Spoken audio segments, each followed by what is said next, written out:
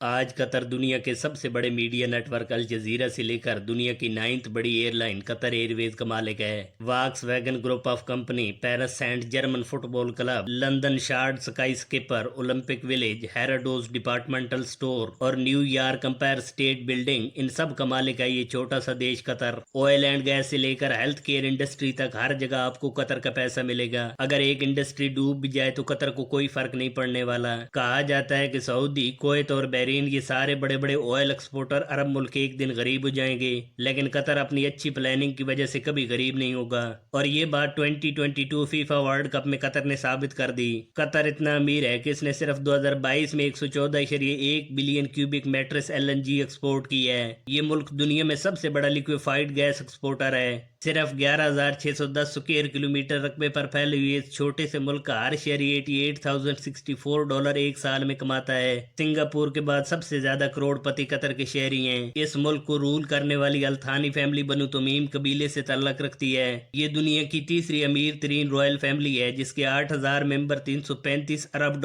کے مالک ہیں۔ صرف قطری امیر تمیم بن حماد کی مدر شیخہ موزہ بنت نصیر $1,500 کروڑ کی مالک ہیں۔ التھانی ہاؤس، جس میں یہ رائل فیملی رہتی ہے، اسے $1 ارب کی لاگت سے بنایا گیا، جس کے اندر گولڈ پلیٹڈ واش روم سے لے کر گولڈن فرنیچر تک ہر چیز سونے سے ڈھکی ہوئی ہے۔ $40 کروڑ کی کٹارا سپر یارڈ سے لے کر بگاٹی، لمبرگینی اور فراری لا فراری تک دنیا کی ہر لگژری اور سپورٹ کار اس فیملی کے پاس ہے۔ التھانی فیملی کے پاس قطر امیری فلائٹ ایئر لائن ہے، جس میں بوئنگ 777-300ER پلین شامل ہیں، جو اسپیشل اس فیملی کے استعمال کے لیے ڈیزائن کیے گئے ہیں۔ ایک رپورٹ کے مطابق اس وقت قطری کنگ شیخ تمیم بن حماد التھانی دنیا میں مسلم طاقتور ترین انسان ہیں۔ آج قطر کے کیپٹل دوحہ کا شمار دنیا کے ماڈرن ترین شہروں میں ہوتا ہے۔ اب جہاں بڑی بڑی عمارتیں اور کروڑ پتی لوگ رہتے ہیں، اس ملک نے صرف ایک فیفا ورلڈ کپ کے لیے $300 بلین خرچ کر کے دنیا کا سب سے مہنگا فٹ بال ورلڈ کپ آرگنائز کروایا، اور یہ ملک اب ٹورسٹ ڈیسٹینیشن بن چکا ہے۔ ایک وقت تھا یہاں لوگوں کے پاس 2 وقت کا کھانا نہیں ہوتا تھا، لوگوں کو پینے کے لیے صاف پانی نہیں ملتا تھا، ہر طرف ریت کے بڑے بڑے ٹیلے، گرم ہوا اور صرف 5% لینڈ کو زراعت کے لیے استعمال کیا جاتا تھا۔ لوگ 2 وقت کے کھانے کے لیے مچھلیاں پکڑتے اور موتیوں کا کاروبار کرتے تھے، لیکن سوال یہ پیدا ہوتا ہے کہ یہ اتنا غریب دیش آخر اتنا امیر کیسے بن گیا؟ اس کے لیے ہم ذرا سمجھتے ہیں قطر کی تاریخ۔ ہماری کہانی کی شروعات ہوتی ہے 1950 سے، جب فرسٹ ورلڈ وار نے پوری دنیا کے چھوٹے بڑے سبھی دیشوں میں خطرے کی گھنٹی بجا دی تھی۔ اس وقت قطر کے پاس بھی اتنی آرمی نہیں تھی کہ وہ اپنی حفاظت کر سکتا، اس لیے قطر نے برطانیہ سے ایک ٹریٹی سائن کی، جس میں برطانیہ آرمی قطر کو پروٹیکشن دے گی۔ اس کے بدلے میں قطر برٹش کالونی ہوگی، اور قطر سے جتنے نیچرل ریسورسز نکلیں گے، ان میں قطر کے ساتھ ساتھ برطانیہ کا بھی حق ہوگا۔ اس طرح برطانیہ نے قطر پر راج کرنا شروع کر دیا۔ پھر آیا 1940 اور قطر کی دخان فیلڈ سے آئل ڈسکور ہو گیا، پر ورلڈ وار 2 کی وجہ سے اس پر کوئی خاص کام نہیں کیا گیا، لیکن ورلڈ وار 2 کے ختم ہوتے ہی اس پر کام شروع کیا گیا، اور 1949 تک اس فیلڈ سے کروڈ آئل نکالا جانے لگا۔ 1960 کے آتے آتے قطر نے آئل کئی دیشوں میں سپلائی کرنا شروع کر دیا، جس سے قطر کی اکانومی بہتر ہوئی، لیکن یہ اتنی بہتری تھی کہ اب قطر کے لوگ 2 وقت کا کھانا کھا سکتے تھے۔ اس کے بعد قطر اور برٹش شیل کمپنی نے کئی جگہوں پر آئل کے لیے ڈرلنگ کی، پر پورے قطر سے اتنا ہی آئل نکل رہا تھا جو کبھی بھی ختم ہو سکتا تھا۔ اس کے مقابلے میں قطر کے پڑوسی ملک سعودی عرب کی صرف ایک غوار آئل فیلڈ میں پورے قطر سے 2 گنا کروڈ آئل نکل رہا تھا۔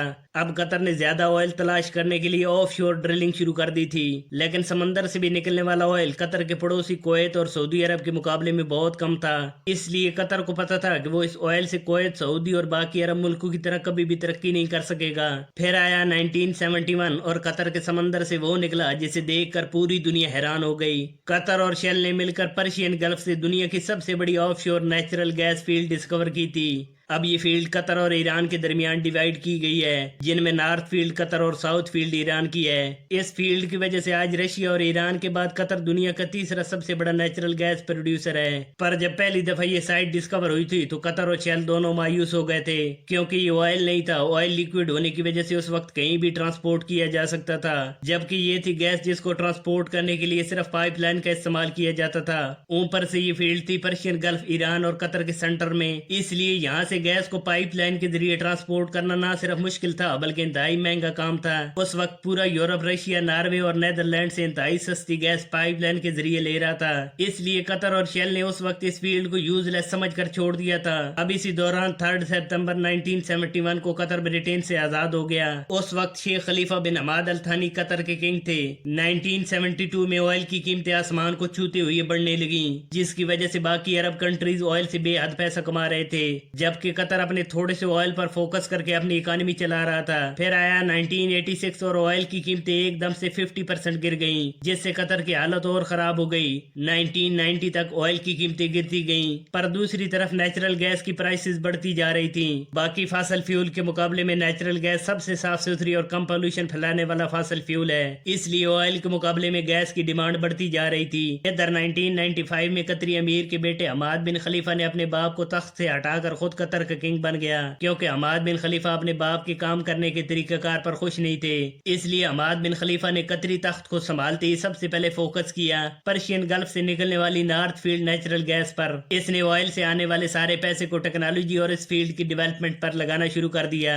एक्सन मोबाइल कंपनी से मिलकर कतर ने इस नेचुरल गैस को लिक्विफाइड करने का प्रोसेस शुरू किया। कतर और एक्सन कंपनी ने $1 बिलियन लगाकर रास लफान इंडस्ट्री में पहला LNG प्लांट लगाया, जिसमें नेचुरल गैस को 160 डिग्री सेल्सियस पर रखकर लिक्विड फॉर्म में तब्दील किया जाता था, जिसके बाद इसको कंटेनर में ऑयल की तरह कहीं भी ट्रांसपोर्ट किया जा सकता था। कतर ने इस प्लांट से पहली दफा 1997 में कार्गो शिप के जरिए जापान और स्पेन को LNG एक्सपोर्ट की थी, जिसके बाद कतर ने ऐसी तरक्की शुरू की कि फिर पीछे मुड़कर नहीं देखा। जिस फील्ड को शेल जैसी बड़ी कंपनी नाकारा समझकर छोड़ गई थी, इसको हमाद बिन खलीफा ने ऐसा काम का बनाया कि आज Qatar 114.1 billion cubic metre LNG export करने वाला दुनिया का पहला मुल्क बन गया। लेकिन हमाद बिन खलीफा को पता था कि ऑयल की कीमतें कैसे बढ़ी थी और फिर कैसे एकदम से गिर गई थी, इसलिए ये कतर की इकोनॉमी को सिर्फ LNG और ऑयल पर नहीं छोड़ना चाहते थे। फिर हमाद बिन खलीफा ने कतर एयरवेज से लेकर अल जजीरा मीडिया नेटवर्क तक, बड़ी बड़ी बिल्डिंग और होटलों से लेकर ऑटोमोबाइल इंडस्ट्री तक हर जगह पैसा इन्वेस्ट किया। कतर ने पूरी दुनिया में हर जगह और हर इंडस्ट्री में अपना पैसा इन्वेस्ट किया हुआ है, इसलिए अगर आज ऑयल एंड गैस की कीमतें गिर भी जाएं तो कतर को कोई फर्क नहीं पड़ेगा और ये मुल्क कभी भी गरीब नहीं होगा। कतर अपने शहरियों के लिए टैक्स फ्री जोन है। कतर के लोग जितना पैसा कमाते हैं ये सब इन्हीं का होता है, गवर्नमेंट को 1 रुपया भी टैक्स नहीं देना होता। जहाँ पूरी दुनिया में लोगों को ऑयल, गैस और इलेक्ट्रिसिटी की प्राइसेस ने परेशान किए हुए हैं, वहीं कतर अपने शहरियों को ये सब कुछ फ्री में देता है। इसलिए तो कतर में सिंगापुर के बाद सबसे ज्यादा करोड़पति लोग रहते हैं। 2013 में हमाद बिन खलीफा ने कतर का तख्त अपने सबसे छोटे बेटे तमीम बिन हमाद के हवाले कर दिया, जो 2022 में RISSC की एक रिपोर्ट के मुताबिक इस वक्त दुनिया का सबसे ताकतवर तरीन मुस्लिम लीडर है। ये था कतर के मोतियों के कारोबार से लेकर दुनिया का सबसे बड़ा LNG एक्सपोर्टर बनने तक का सफर। कतर के ज़हीन हुक्मरानों ने रेत की टीलों को भी दुनिया के चमकते शहर बना दिए। आज के लिए इतना ही, मिलते अगली इंटरेस्टिंग वीडियो में, तब तक अपना ख्याल रखिए।